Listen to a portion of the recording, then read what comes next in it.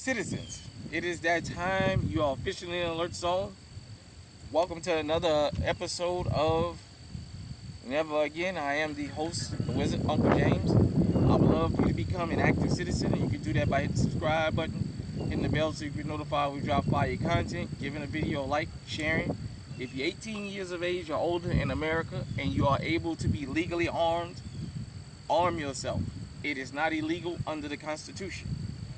Because we are a worldwide movement, if you are able to be legally armed with whatever you can be armed with in another country, arm yourself.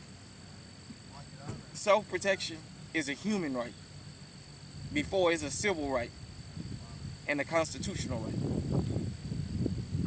So, we got another episode here. This is going to be a very interesting episode because outside of the city of New Orleans, Louisiana, my hometown, a lot of people probably never heard of this next case we're going to talk about in the docu-series here called Never Again. And just again, Never Again is to talk about things that happened around the world, but it's also a motivation to get people legally armed. You hear these things that we hear in the docu-series, it's for you to go and do your own different research, come to your own conclusions. I'm just trying to steer you in the right direction so that you can think, if this happened there, it can happen to you. Don't ever think you're immune, because a lot of these atrocities happen to the very same people who said that don't happen here. So, out in the public hunt land today, and I got my grocery store with me, my little M&P 2.0 Chamberlain 45 ACP. Sorry about that, everybody. It is really, really, really windy out here. Really, really windy out here. Let me adjust here. I'm gonna keep on rolling too. It's like a camera blooper. I'm not gonna even stop rolling the program because it's that important. Give me just a second, guys.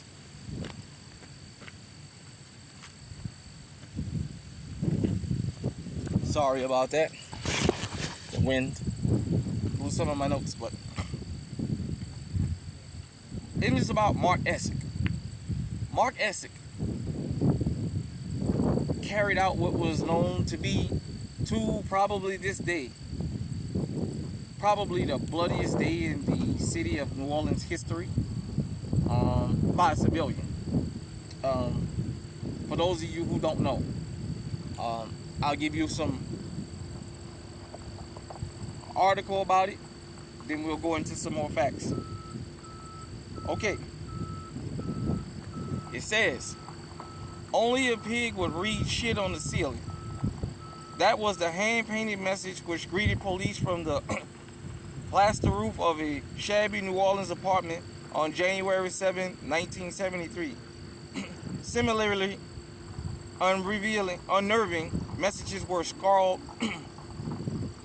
on the walls. Murderous phrases like "my death lies in the bloody death of racist pigs" and "kill Pig Nixon and all of his running dogs." Earlier that day, loud bangs had been reported on Loyola Avenue in the heart of the city's business district. Police were immediately dispatched to the 300 block of the busy area. They were ambushed by sniper gunfire, the beginning of a deadly day-long siege on the city perpetrated by a single man.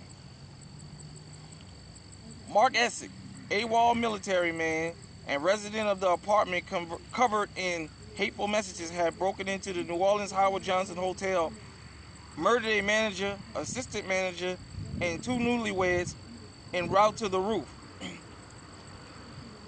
There he had a sniper rifle waited eagerly for law enforcement to arrive on that day. He was a man very much ready to wage war.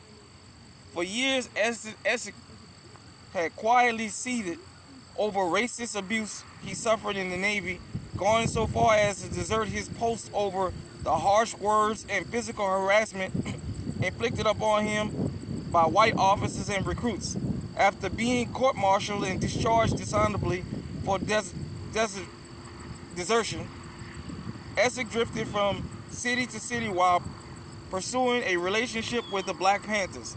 He did not ultimately manage to join the Panthers, but read their propaganda ferociously.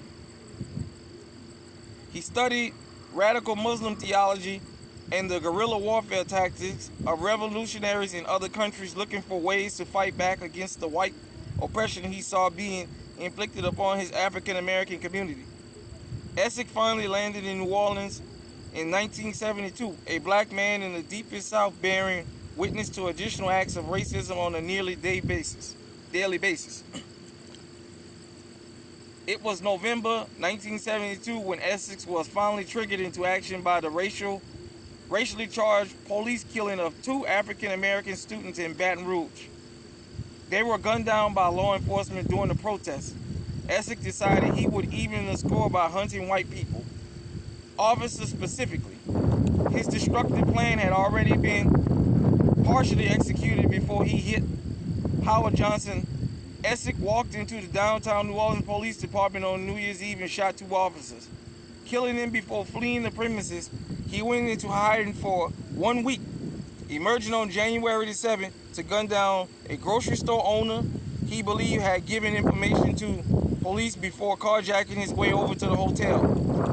From his perfect and well-protected vantage point, Essex targeted cops, firemen, and white civilians as first responders worked to empty the building and neighboring structures. Newspaper reported that nearly 100 officers eventually made it to the scene, but none could get to a clear shot of the loner sniper on the roof. Law enforcement was also unclear as to whether there was one gunman or many. Essex did a masterful job of setting fires and utilizing firecrackers within the hotel to create the illusion multiple shooters were inside the building. It took a military helicopter on loan from Belle Chase, Louisiana, and many hours of exchange fire to draw Essex out of his concrete hidey hole.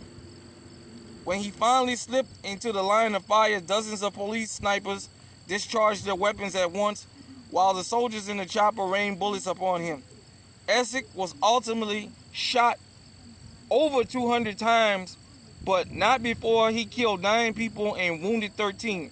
Records show that before his murder spree, Essex had been, by all accounts, a model citizen. A Kansas native, friends and family remember him as a congenial and well-liked. He attended church, sang in the choir, and got good grades. He stayed out of trouble with the law and graduated a dental technician training program with honors before enlisting in the military.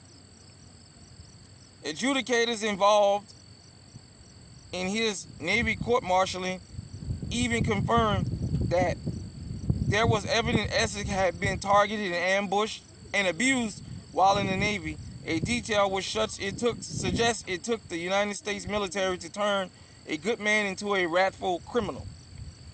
Tragically, Essex killing may have been preventable. In the days after Christmas 1972, the escalated Mark, who had adopted the name Mata, penned a note to a local TV station describing his act plain deal. Africa greets you on December 31st, 1972. Approximately 11 p.m., the downtown New Orleans Police Department will be attacked. Reason? Many, but the death of 2 innocent brothers will be avenged. Many others, P.S. Tell, and many others. P.S. Tell Pig, Jeruso, the felony action squad ain't shit. The last line was casual. Fuck you to then Chief of Police, Joseph Jeruso. Sadly, the letter wasn't opened at the TV station until days after the first killing at the police department. Too late to save the lives of those killed on New Year's Eve or January 7th. Mark Essex's killing spree isn't even close to New Orleans' bloodiest day of mass murder. This one is an even more haunting story we'll leave for another time. But it is one of the more haunting days in our city's most recent history, one which many locals still remember as number one mass shooting in America continue to rise. So, a few things about the Mark Essex ordeal. So I couldn't find the original article I had read years ago. His plan was, on New Year's Eve, he went to Central Lockup police station. He took a bunch of firecrackers, since you're allowed to pop fireworks in New Orleans, and he threw them. That drawed law enforcement out, in which he opened fire. And from there, he went into Gerttown. For my New Orleanians, you know what I'm talking about. He ran across the interstate and went into Gerttown. He hid in a church and he hid in a house. The grocery store owner that he killed, that he said was suspected of giving information, he had this all planned, and the grocery store guy, I guess he saw him from where he was hiding at, talking to law enforcement. He jacked the car and he went into Howard Johnson. Howard Johnson Hotel, where he ran, he got the fire alarms going for people. I know this article didn't tell you, but I'm saying he got the fire alarms going. He created a confusion, and as people came out, he was shooting them.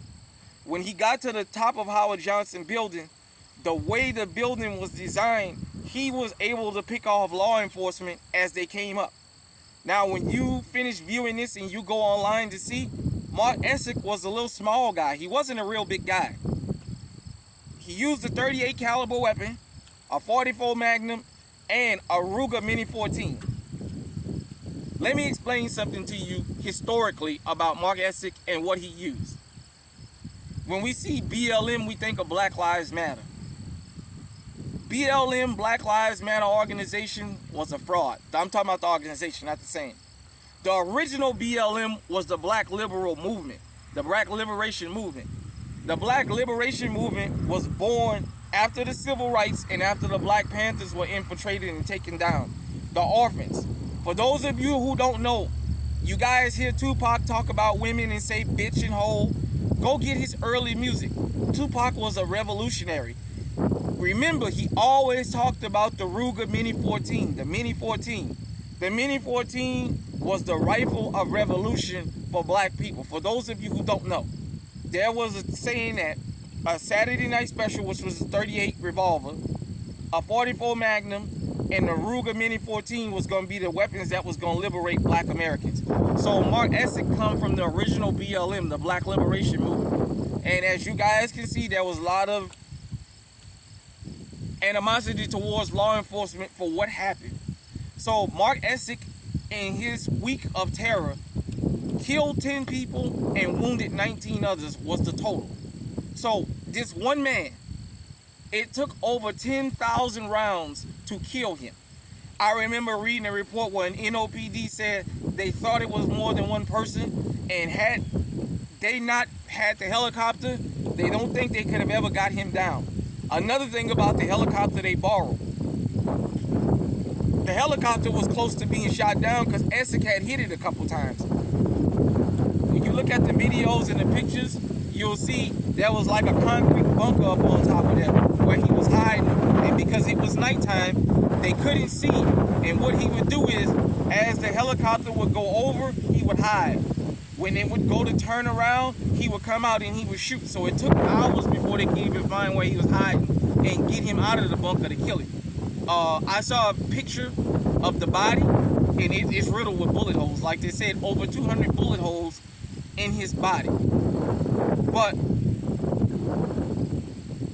for a lot of people in New Orleans, and outside of New Orleans definitely, they've never heard of this. This is something the city don't teach you. Unfortunately, I learned about it through a song called That's How You Kill a Nigga on the Hard as the Fuck album Part 2 by a local group called Ruthless Juveniles. They talk about top of the Howard Johnson building just like Mark Essex, but it's not the civilians you're assassinating the president. And I was like, Mark Essex, I heard that name before. So I started researching more, and then I found out what was actually had happened. So, you know, the original BLM was the Black Liberation Movement. Go to Tupac's early music and listen to it. He always talked about the Mini 14. He always talked about revolution. That's what Tupac started off as. That correlates with this.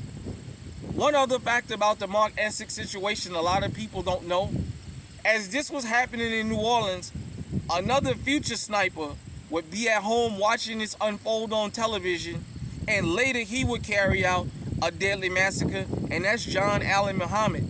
Years later, would carry out the DC sniper killings, because he was watching Mark Essex. Maybe we'll do that in another episode. But let me know what you think about this topic. Let me know what you think about the docuseries. I really enjoy doing this. I think it is always going to be not only a teaching moment, but it's an alarming moment. You have to have these.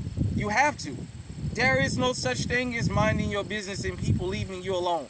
America could not be free without a gun. Period, point blank. To all my people out there, go and research after you see these things here in this docuseries. Let's talk about it. Teach it to other people. Pass it on. Till next time, everybody out there, stay safe, stay on high alert.